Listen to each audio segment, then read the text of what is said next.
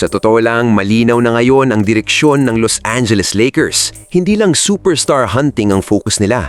Priority na talaga nila ang paghahanap ng dominanting center na perfect fit kay Luka Doncic. At ayon sa mga lumalabas na reports, habang patuloy nilang minomonitor ang sitwasyon ni Giannis Antetokounmpo, meron na raw backup plan ng front office sakaling hindi nila makuha ang two-time MVP. At dito nagiging interesante ang lahat dahil ang mga pangalan na konektado ngayon sa Lakers ay hindi basta-bastang players lang.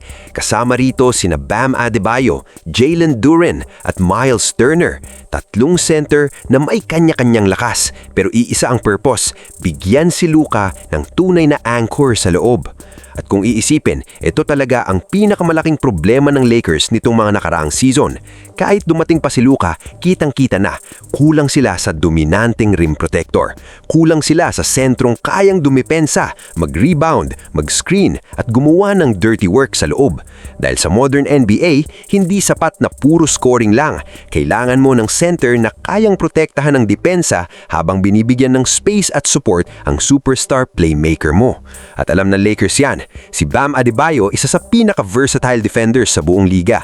Kaya niyang bantayan halos lahat ng posisyon, mabilis sa rotations, mataas basketball IQ, at swak sa fast-paced system. Ang problema lang, sobrang hirap siyang kunin mula sa Miami Heat dahil franchise cornerstone siya. Si Jalen Duren naman, mas batang option pero sobrang taas ng potensyal. Athletic, malakas sa rebounding, aggressive sa paint at pwedeng maging long-term partner ni Luka.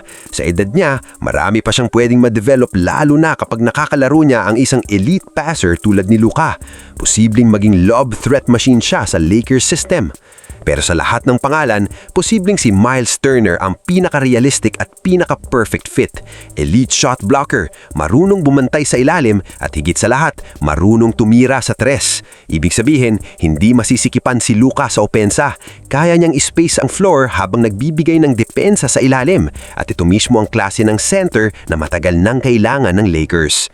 Sa totoo lang, parang natuto na ang Lakers sa mga nakaraang pagkakamali nila. Noon, sobrang focus nila sa mga malalaking pangalan. Pero ngayon, mas strategic na ang galaw. Naiintindihan nila na kung gusto nilang maging tunay na contender sa panahon ni Luka Doncic, kailangan muna nilang buuin ang tamang sistema sa paligid niya. At nagsisimula iyon sa tamang center. Dahil kahit gaano kagaling si Luka offensively, hindi niya kayang punan mag-isa ang depensang kulang sa Lakers. Kailangan niya ng masipag, physical at defensive-minded big man na kayang gumawa ng trabaho sa loob habang siya ang nagkokontrol ng opensa.